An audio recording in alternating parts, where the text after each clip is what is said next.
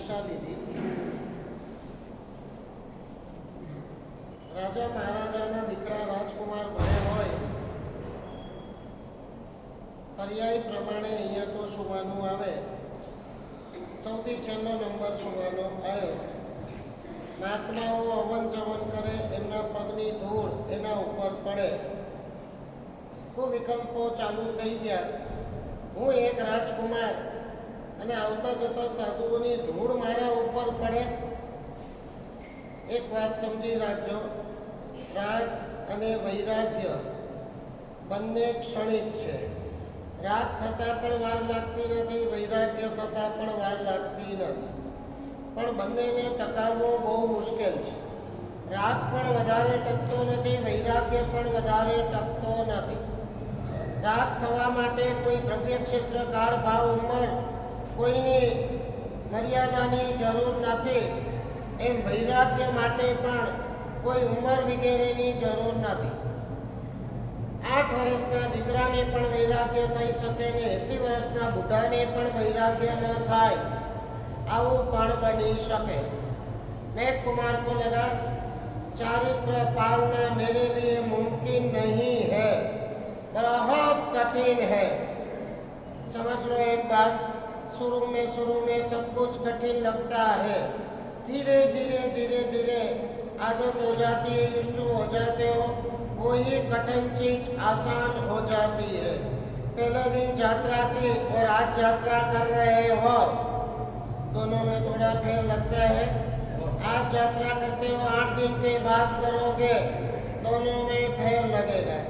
एक बात आती है, एक राजा की राजकुमारी थी और पूरी की पूरी भैंस समझो तो भैंस उठा सकती थी आराम से. अब पूरी सभा में सबको आश्चर्य होता था कि ये राजकुमारी तो कितनी दुबली पतली है, अबला है, स्त्री है, पूरी की पूरी भैंस उठाती है.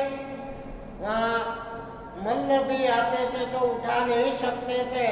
और एक राजकुमारी, क्या राज था उसमें? और उसने कहा ये भैंस उठाने का राज ये है, आज मैं पहली बार नहीं उठाती हूँ, जब ये भैंस का जन्म हुआ उस दिन से उठाती हूँ. पहले दिन से उठाती हूँ, तो आज तो धीरे धीरे युष्ट हो गए, शक्ति आ गई, आसान हो गया. यात्रा बहुत कठिन लगती थी, लेकिन धीरे धीरे आसान हो जाती है. मानसनो एवो स्वभाव है, जहाँ जाए ત્યાં सेट થઈ જાય. आपको शायद पता नहीं होगा, डायनासोर पिक्चर आपने सबने शायद देखा होगा. डायनासोर जो जानवर है उसका नेचर ऐसा होता है, कोई भी वातावरण में वो अपने आप को सेट नहीं कर सकता है. कोई भी वातावरण, न ठंडी में, न गर्मी में, न बारिश में, अपने आप को सेट नहीं कर पाता है. और लिखा है तो दुखी हो जाता है. किसी को सर्दी अच्छी लगती है, किसी को गर्मी अच्छी लगती है, किसी को बारिश अच्छी लगती है. कहीं ना कहीं तो कोई ना कोई सेट होता है, लेकिन डायनासोर कहीं सेट नहीं होता और कमौत मर जाता है. जो आदमी, साधना का गुण यही है, जेवू पण वातावरण होय, जेवा पण जोग संजोग होय, जेवी व्यक्ति होय, जेवी वस्तु होय, जेवी वातावरण होय, एमा तमे तमारी जातने सेट करी दो तो तमे क्यारे दुखी नहीं थाओ. मात्र तमे स्वीकार करी लो, न फरियाद करो, न सामनो करो, तो तमारा जेवा सुखी बीजा कोई नहीं. जो જરાક આગા પાછા થયા, ફરિયાદ કરવા ગયા, મને આ ફાવતું નથી આવું બોલવા ગયા, તો તમે દુખી થઈ ગયા. કેટલાક માણસો, એક हमारे अच्छे श्रावक थे, कोट्याधिपति थे, મને કે મારા સાહેબ આપણને તો બધે ફાવી જાય, તમે અહીંયા ખૂણામાં સુવાડી દો ને એક ચાદર પાથરીને હું સૂઈ જાઉં. और एक भाई मुझे मिला था, मेरा साहब आज तक मैंने बस में मुसाफरी नहीं की है. हूँ अने बस में मुसाफरी करूँ આપણને તો ફાવે જ નહીં. ये स्टेटस બધાના भले ही आपका पुण्य है तो टैक्सी गाड़ी ऐसी गाड़ी सब मिल जाती है, लेकिन फाका मत रखना। हम तो बस में बैठते ही नहीं है। और उनके सगे मुझे मिले थे महाराज साहब, भले भगवान मने सगे, उनके रिश्तेदार लहू के रिश्ते वाले थे। उन्होंने मुझे कहा महाराज साहब बस जब तक मिलती है तब तक मैं टैक्सी नहीं करता हूँ। आदमी में फेर कितना है। अरे भले टैक्सी में जवाना जे 200 रुपया बचा ये अपने धर्म में केम न वापरिए, सेट हो जाते हैं।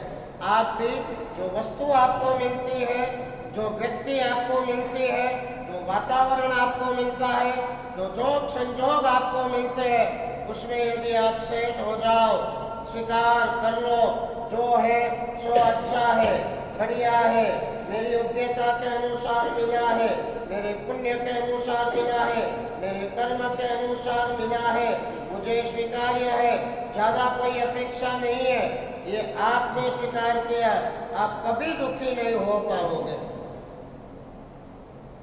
फिलोसॉफी समझ लो, संजोग मिलने अपने हाथ में नहीं है, संजोग में सेट होना अपने हाथ में है। संजोग मिलना अपने हाथ में नहीं है, कर्माधीन चीज है, लेकिन संजोग में सेट होना अपने हाथ में है। सहन कर लेंगे, सामना कर लेंगे, फेस कर लेंगे। जो मिला है मेरे कर्म के अनुसार मिला है, बहुत अच्छी बात। नोट पेन आपको दी है लिखने के लिए। संजोग मिलना अपने हाथ में नहीं है, संजोग में सेट होना अपने हाथ में है। शिकायत न करनी अपने हाथ में है, और शिकायत न करनी और स्वीकार करना, इससे बड़ी साधना कोई नहीं है। मेरी बात समझो। नो शिकायत, नो कंप्लेन एट ऑल। जो है ठीक है, बराबर है, कर्माधीन है, मेरी योग्यता के अनुसार है, जो है मुझे मंजूर है। बस रणिकभाई आવું થાય તો જિંદગીમાં ના ખુશી આવે નહીં, રોવાનું આવે નહીં, ફરિયાદ આવે નહીં, અને સદા બહાર મસ્તી અને મસ્તીમાં જ રહેવાનું થાય।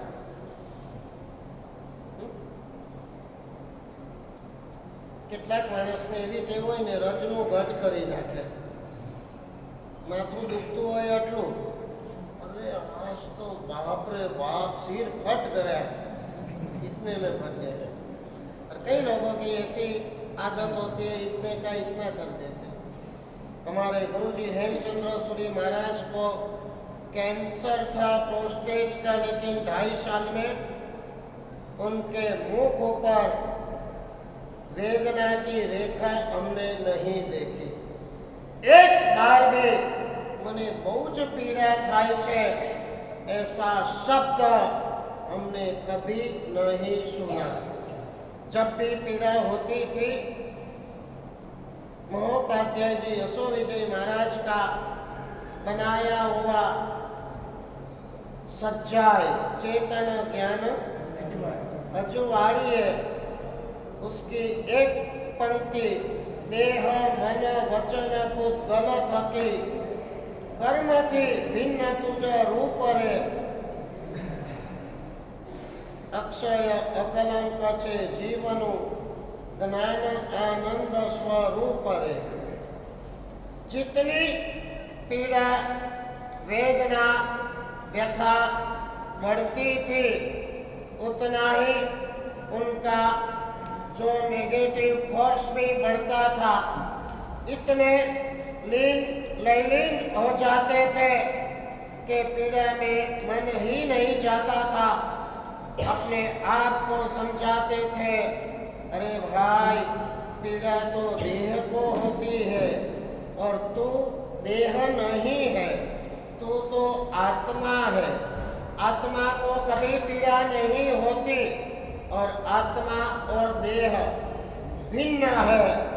देह ये भव में मिला है, आत्मा अनंत काल से तेरे साथ है। देह मन वचन पुद्गल थके कर्म के भिन्न तुझ रूप रे। कई लोग ऐसे होते हैं, छोटी सी पीड़ा को इतनी बना देते हैं, दुख ने तमे जेटली वार याद करो, दुख ने तमे जेटली वार वागोळो એટલા દુઃખના ગુણાકાર થાય છે, અને દુઃખને તમે યાદ ન કરો તો દુઃખના ભાગાકાર થાય છે. માણસ જે એક્ઝિસ્ટિંગ અનહેપીનેસ, એક્ઝિસ્ટ એટલે હયાત એવા દુઃખોથી જેટલો દુઃખી નથી થતો એના કરતાં 1000 ગણો દુઃખી એ દુઃખને યાદ કરીને અને દુઃખોને વાગોળીને દુઃખી થાય છે. ભરતભાઈ, યાદ શક્તિ કેરી હતો રે? આપણી યાદ શક્તિ એવી છે, યાદ ન રાખવા જેવું બધું યાદ રાખે, અને યાદ રાખવા જેવું મહેન્દ્રભાઈ અમારે ગાથા કરવાનું હું કહું આવશે, અમે ખાલી વહી ગયું, ગાથા યાદ નહીં રહેતી. અને 20 વર્ષ પહેલા હરેશભાઈ કોણ શું કહી ગયું છે તમને, અને એમાં મેણું માર્યું હોય, સંભળાવ્યું હોય, નેગેટિવ વાત કરી હોય, અપમાન કર્યા હોય, ડિફેમ કર્યા હોય, આ વાક્ય આજે પણ એવું ને એવું યાદ છે. યાદ છે એવું નથી, તાજું છે. તાજું છે એટલું જ નથી, મનમાં ગાંઠ બાંધીને આપણે બેઠા છીએ, લાગ આવવા દો, સાલાને બતાવી દઈશું. મોકો ભારીને બેઠા હો આપે, મોકો મલવારી વાટ ભારી રહ્યા હો. આ આપણી યાદ શક્તિ છે. આપણે દુઃખી છીએ, હકીકતના દુઃખથી નહીં, પણ દુઃખોને યાદ કરીને, દુઃખોને વાગોળી અને આપણે દુઃખી થતા હોઈએ છીએ. આ સંસાર બહુ બિયામો.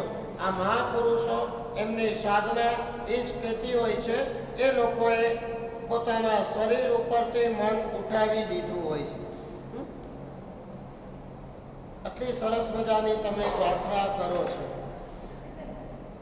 જાત્રા કરો એટલે થોડા પગ તો દુખવાના. આ કોઈ ખાવાના ખેલ નથી. અને તમારા સાહસને, તમારા સત્વને, તમારી હિંમતને, તમારી શ્રદ્ધાને લાખ લાખ ધન્યવાદ છે. અરે આયા પછી 3 જાત્રા થઈ ગઈ છે, હવે થોડા પગ દુખે છે તો દુખે. હવે જુઓ મારી સામે, પગ શરીરના દુખે છે કે આત્માના પગ દુખે છે? તમારે કહેવાનું, પગ તો શરીરના દુખે છે, શરીર મારું છે જ નહીં, શરીર બળીને ખાક થવાનું છે, બીજા ભાવમાં આવવાનું નથી, બીજા ભાવમાં સમજા એગો હમ નથી મેં કોઈ, એગો મેં સાસવો અપ્પા, એકલો શાશ્વતો મારો આત્મા છે, બીજો કોઈ મારું નથી. અને આત્મા છેદાતો નથી, ભેદાતો નથી, એને કંઈ દુખતું નથી, એને કોઈ પીડા નથી, એને કોઈ વ્યથા નથી, આત્માને કંઈ નથી. આંખ મીચો, તમે ધ્યાન કરો. આઈ એમ સેપરેટ ફ્રોમ માય સોલ. આઈ તરીકે બોડી નહીં લેતા, પણ આઈ તરીકે સોલ. જ્યાં પણ આઈ આવે ત્યાં તમે તમારા સોલ, SOUL सोल, मेरी आत्मा वो मेरी है, मेरा शरीर मेरा नहीं है. आज तक वैराग्य शतककार कहते हैं अनंता अनंत शरीरो लीधा અને अनंता अनंत शरीरो મૂક્યા. कितने लिए? જેટલા જીવો, જેટલા શરીરો, એટલા દાખલા તરીકે કીડીના શરીર, કીડી તરીકે આપણે અનંતી વાર જન્મ્યા, અનંતી વાર મર્યા. મકોડા તરીકે, વાંદા તરીકે, ગધેડા તરીકે, ઈયળ તરીકે, કોઈ એવો જીવ નથી, કોઈ એવું શરીર નથી કે આપણા જીવે અનંતી અનંતી અનંતી વાર ન લીધા હોય અને ન મૂક્યા હોય. હવે આ શરીરે લીધું છે તો જે લીધું છે એ મૂકવા માટે જ લીધું છે. આ ફિલોસોફી જેની પાસે છે એ આત્મા વિકરાળ વેદના વચ્ચે પણ એની પ્રસન્નતા અકબંધ હોય. ભલે ને મારા પગ દુખે તો દુખે. એક વાત સમજી રાખજો, તમે કોઈ પહાડોની ટ્રેકિંગમાં, પિકનિકમાં, ટ્રેકિંગમાં ગયા હો અને ચડ્યા હો 5, 15, 20, 25 કિલોમીટર પહાડ ઉપર અને આવીને થાકીને લોથપોથ થઈ જાઓ, પગ દુખી ગયા હોય અને એ વખતે તમારી કર્મની નિર્જરા કેટલી થાય? કેટલી થાય? 0. અને દાદાનો ડુંગરો ચડીને આયા ને પગ દુખે એટલી કર્મ નિર્જરા વધારે અને વધારે થાય.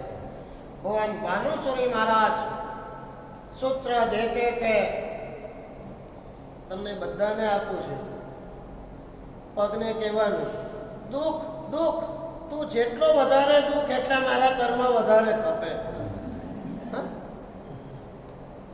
मजाक की बात नहीं है, फिलोसॉफिकल लैंग्वेज है. જેટલા પગ વધારે દુખે એટલી કર્મ નિર્જરા વધારે થાય. અને આ શરીરમાંથી કષ્ટ કાઢી લેવાનો આના જેવો અવસર બીજો કોઈ નથી. દેહ દુઃખમ મહાફલમ. પરાધીનપણે આ શરીરને આપણે બહુ જ કષ્ટ આપવું પડ્યું છે. કાળી મજૂરી કરોડો માણસો કરે છે. સવારના 8 વાગ્યાથી લઈને રાતના 10 વાગ્યા સુધી 2 जून की रोटी के लिए कितनी मजदूरी आज लाखों की तादाद में लोग कर रहे हैं.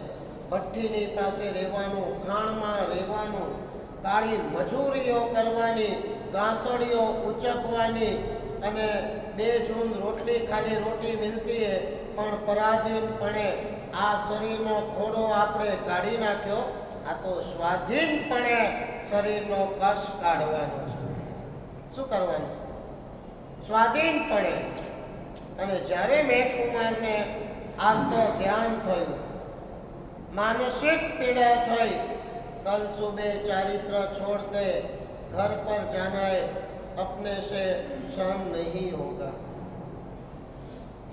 हमारा गुरुजी कहता હતા કે આ શરીરનો એવો સ્વભાવ છે કે જેવા સંયોગોમાં જાય ને એ રીતે ટેવાઈ જાય.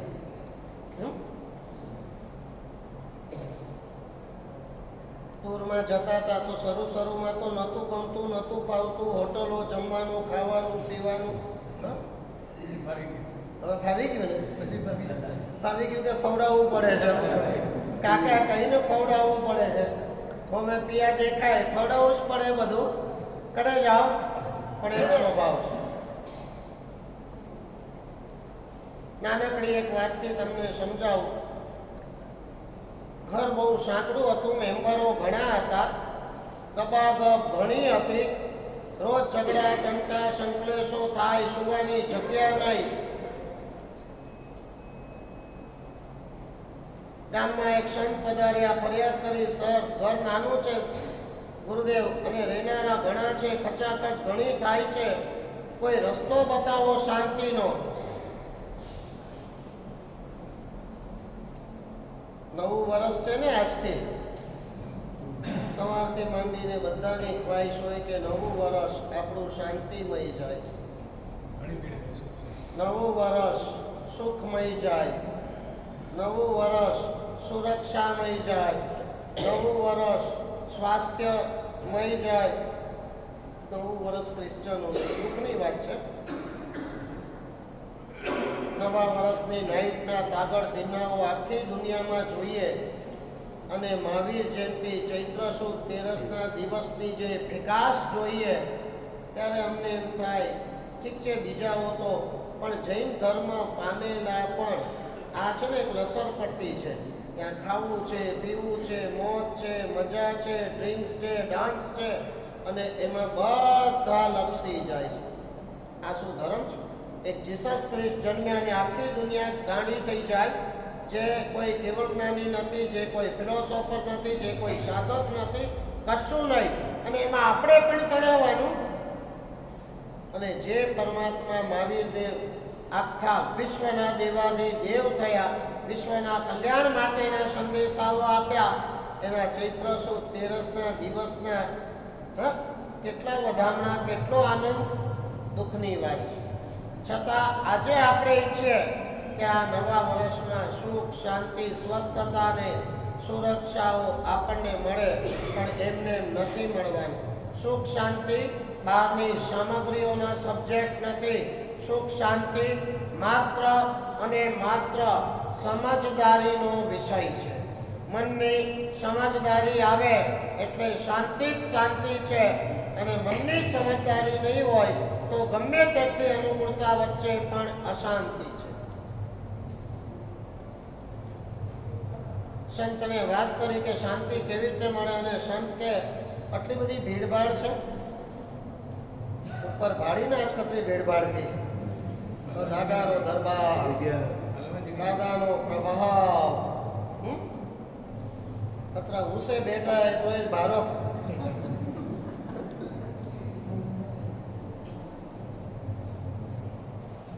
સંત કે એનો એક ઉપાય છે, બોલો. તો કે ઘરની અંદર એક ભેંસ વસાવો, ભેંસને ઘરમાં જ રાખવાની. કે ભાઈ અમે તો સમાતા નથી ને ભેંસને હું કહું એમ કરો ને ભાઈ. સંત ઉપર શ્રદ્ધા હતી, ભેંસને ઘરમાં ગાલી.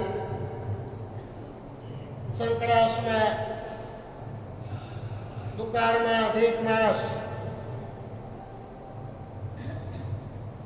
ક્યાંક વિચલિતતા. પણ આપણે તો ઉપાય પૂછ્યો તો ને, સંતે તો આપણી ઉપાધિ વધારી ભાઈ. આપણે તો મોકળાશ માટે રસ્તો પૂછ્યો તો ને આપણે તો સંકળાશ વધારી દીધી, તકલીફ વધારી દીધી. પણ છતાં એમ થયું કે ભાઈ સંત છે કે એ સારા માટે કે છે શ્રદ્ધા તમને આટલી?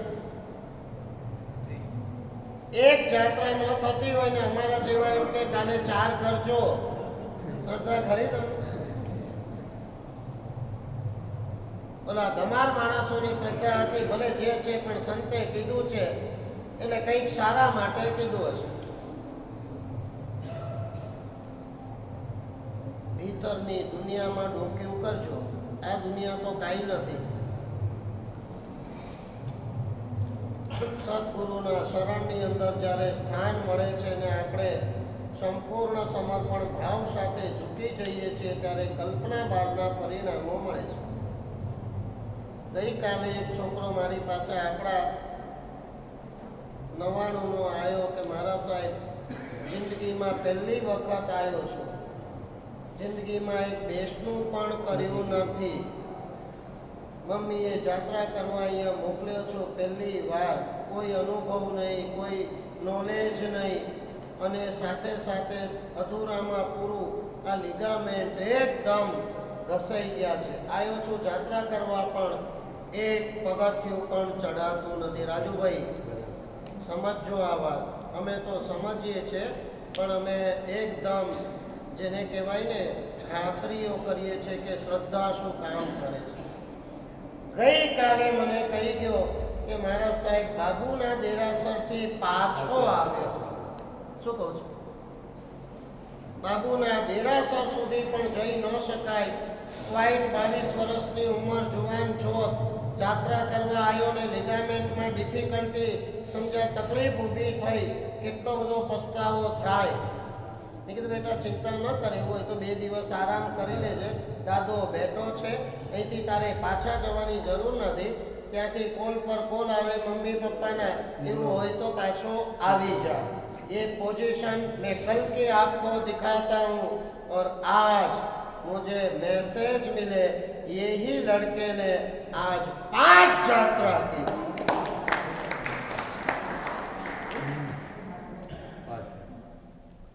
क्या काम करती है श्रद्धा?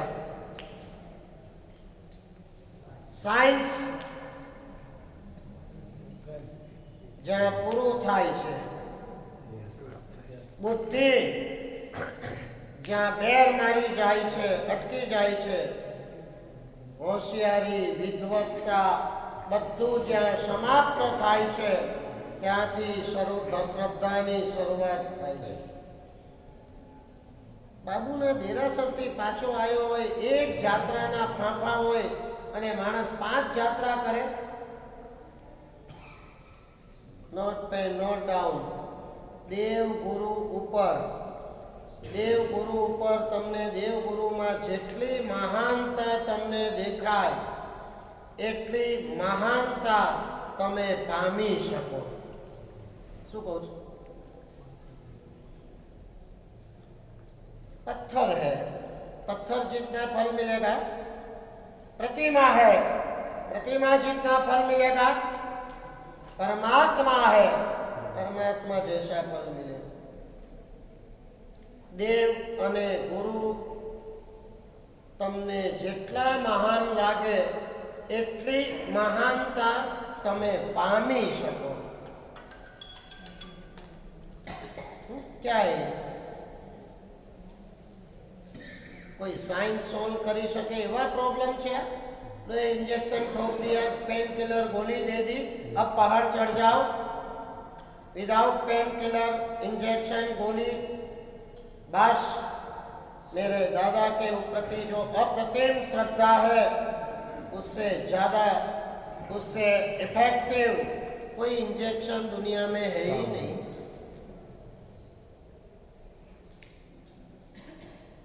मेघ कुमार विचलित जब हुए सुबह, ये होगा भगवान आ तमारो ओघो तमने पाछो. परमात्मा महावीर थे. भगवान तो केवल ज्ञानी थे, जानते थे. और उस वक्त भगवान ने जो संदेशा मेघ कुमार को दिया, अरे भाई ये तूने क्या सोचा?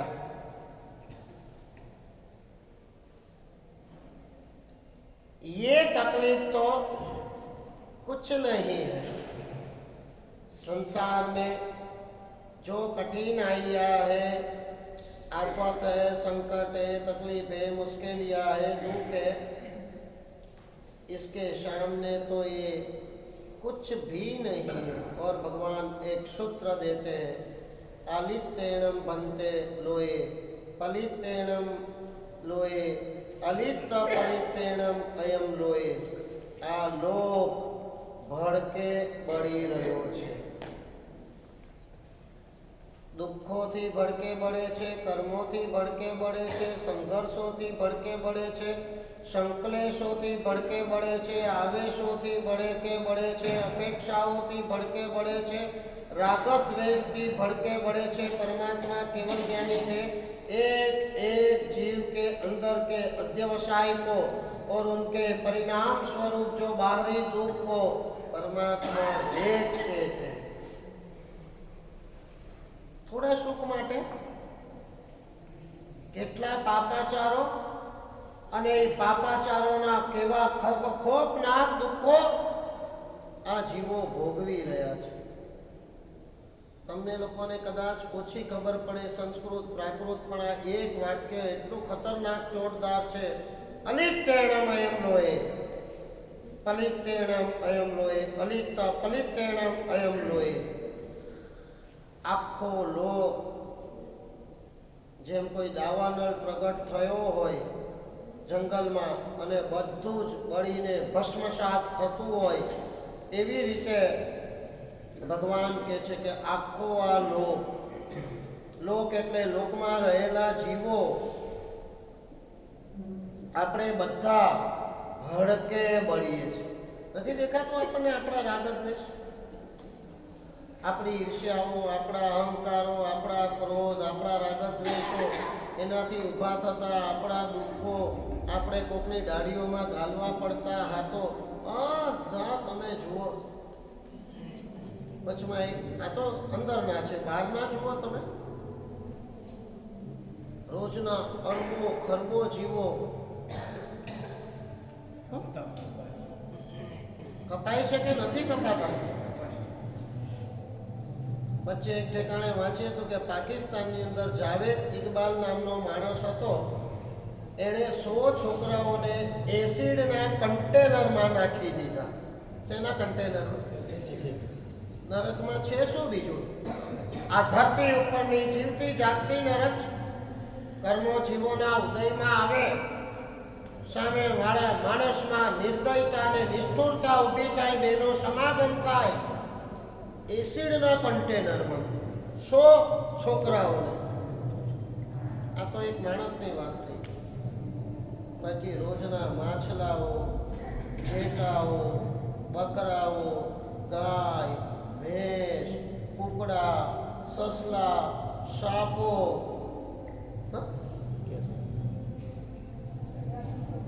જુઓ તો ખરા તમે. અમારા ગુરુ મહારાજ આ જોઈને ભલી જતા હતા અને એમણે એક ભાવના ભાવી હતી કે આખું વિશ્વ હિંસા મુક્ત બનો. તમે કોકને અશાંતિ આપશો તો તમને અશાંતિ મળશે, અશાતા આપશો તો અશાતા મળશે, સુખ આપશો તો તમને પણ અસુખ મળશે, સંકલેશ કરાવશો તો તમને સંકલેશ મળશે.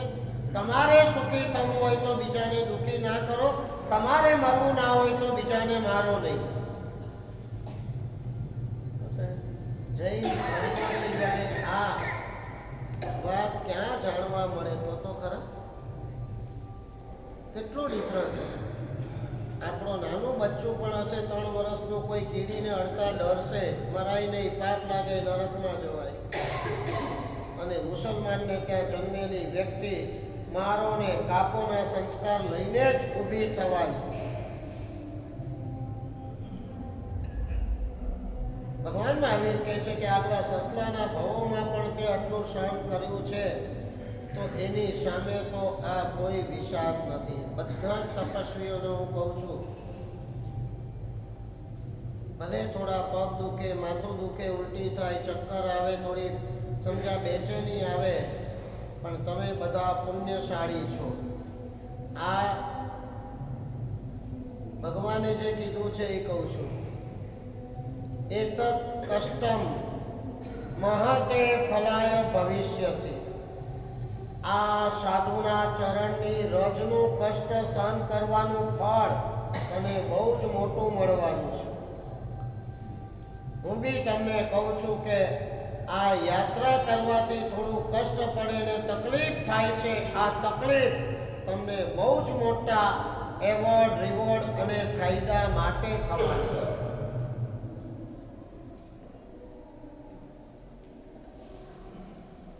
કોરોના કાળની અંદર કદાચ મહિનો, 1.5 મહિનો હોસ્પિટલાઇઝ થયા, રીબાયા, કૂટાયા, મર્યા, કોઈ જોવાય નથી આવ્યું, કોઈ સામે નથી આવ્યું, કોઈ ખાવા પીવાના ઠેકાણા નહોતા. એ કષ્ટ વેઠવા છતાં કોઈ લાભ કરનારું નહોતું.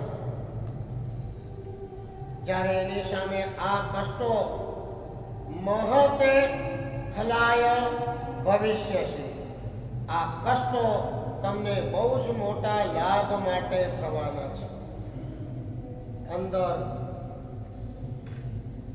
બહુ જ મોટા આપણા કર્મોના બોમ્બો પડેલા છે. ક્યારે ફાટશે, ક્યારે આપણા ખુરચા બોલાવશે, કહી શકાય એવું નથી. પણ ત્યાં ક્યાંક તમે બચી જશો. Either in corona or in accident or in cancer. ક્યાંક સમજા ડિટેક્ટ થાય અને પાછું ક્યાંક કોક સારો વૈદ મળી જાય, દવા મળી જાય, બચાવ મળી જાય, તમે રિવાઇવ થઈ જાઓ. કોઈ આશા નથી ને તમે રિવાઇવ થાવ, ત્યારે જ્ઞાની ભગવાન કદાચ કોક મળી જાય ને તો કે આ તો ઓલી તમે 99 કરી હતી ને, એનું પુણ્ય બાંધ્યું હતું ને, એ અત્યારે તમારે ઉદયમાં આવ્યું ને તમે બચી ગયા. પુણ્યના ભંડાર ભરવાનો અત્યારે અવસર છે. કર્મોનો કચ્ચર ઘાણ કાઢવાનો અવસર છે. પણ એક વાત આપણા મગજની અંદર ફિટ બેસી જવી જોઈએ કે નહીં, આ સાચું છે. બાકી તમારી પાસે કરોડો રૂપિયા હશે તો તમને નહીં બચાવે, કેમ કે આપણે સુરક્ષિત નથી. આપણી બાજી આપણા હાથમાં નથી. કર્મ નચાવે ધીમહી નાચત માયા વસ નટ ચેરી. ક્યું કર ભક્તિ કરું પ્રભુ તેરી. મારી બાજી મારા હાથમાં નથી, મારું શરીર મારા હાથમાં નથી, મારા સંયોગો મારા હાથમાં નથી, મારું મન મારા હાથમાં નથી, મારા સંબંધો મારા હાથમાં નથી. ક્યાંય કશું જ જો મારા હાથમાં ન હોય, શું ઠેકો લઈને આપણે ફરવાનું? કઈ નિશ્ચિતતા લઈને ફરવાનું? આવતીકાલે નહીં, આવતી મિનિટે શું થાય છે આપણને ખબર નથી. આટલી બધી વિષમતાઓ વચ્ચે જ્યારે આપણે જીવવાનું હોય ત્યારે એકમાત્ર દેવ અને ગુરુ ઉપર આંધળો વિશ્વાસ અને અટલ શ્રદ્ધા રાખી અને આપણે આગળ વધવાનું છે. 99 યાત્રા તમારી જોરદાર ચાલે છે. 2 મિનિટ રાજુભાઈ. હા. રાજુભાઈ જાત્રા નથી, મુહૂર્ત નથી આવી. એક જાત્રામાંથી 2 માં આયા, 2 માંથી 3 માં આયા, હવે 3 ઉપરથી 4 નો ટાર્ગેટ બધાનો છે. હું એક સ્લોગન તમને આપું છું, સૂત્ર. અમારા ગુરુજી મને કહેતા હતા, slow and steady wins the race. धीरे चलने वाला जल्दी पहुंच पाता है, घाई करने वाला पीछे रह जाता है, जल्दबाजी करने वाला. हाँ?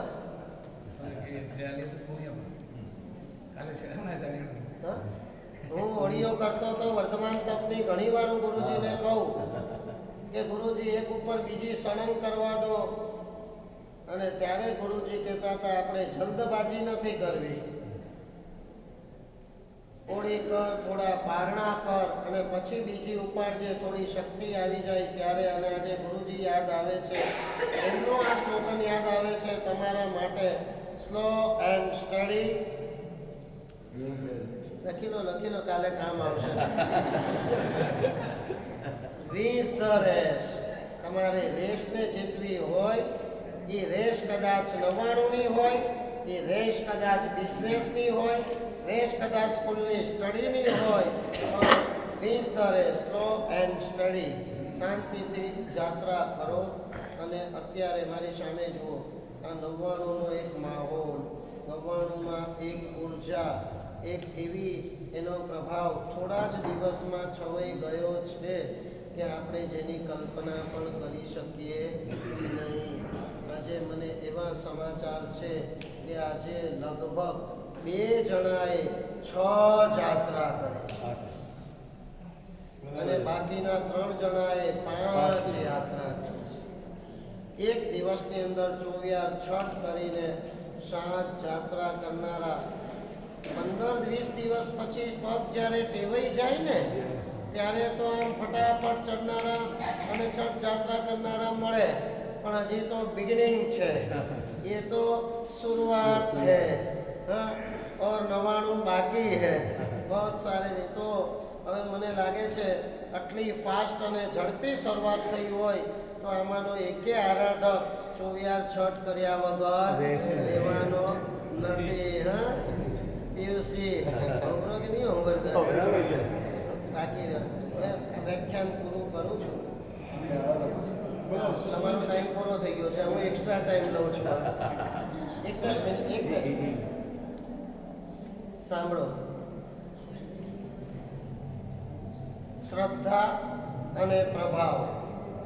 આપણી શ્રદ્ધા અને દાદાનો પ્રભાવ, એનું એક નાનો દાખલો, એક્ઝામ્પલ અહીંયા બેઠું છે, એને આપણે ઊભા કરવા છે. શૈલેષભાઈ કરીને આ પુણ્યાત્મા છે. આવો ભાઈ, આવો શૈલેષભાઈ. આ વ્યક્તિ ન કહેવાય પણ બહુ ઊંચો પુણ્યાત્મા છે. 62. કેટલી એજ છે? 62. 99 યાત્રા એક વાર પૂરી કરી બીજી વાર કરે છે.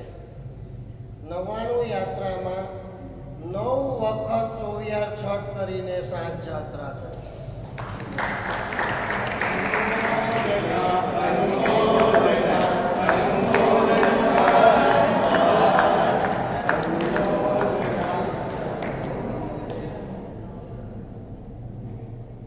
આગળ વધીને મારી સામે જોજો, પેઢી તરફથી ઓફિશિયલી એમને પરમિશન મળી છે કે ચોમાસામાં પણ પાલીતાણામાં 4 મહિના ઉપર રહેવાનું. સ્પેશિયલ પરમિશન અને આખા ગિરિરાજનું ધ્યાન રાખવાનું.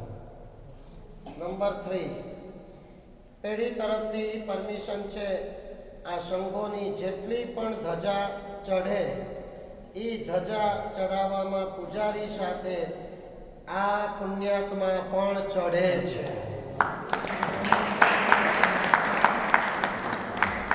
આગળ વધીને ચોવિયાર છઠ હોય, બીજા દિવસે 2 જાત્રા કરવાની હોય, આજે જ કરી છે.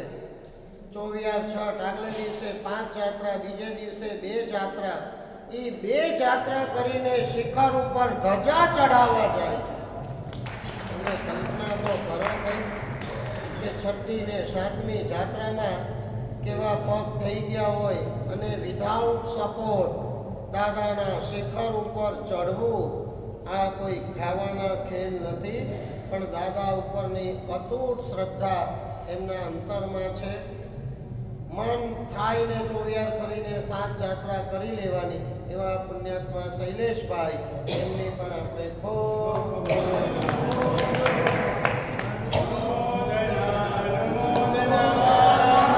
દાદાની હરેશભાઈ બધી ધજા ચડાવે છે ઉપર ચડીને. હા, બધી નહીં, સંઘની જેટલી આવે એટલી. આપણું કામ છે કેટલો પવન, કોઈ સપોર્ટ નહીં, જાનના જોખમ. ચાલો.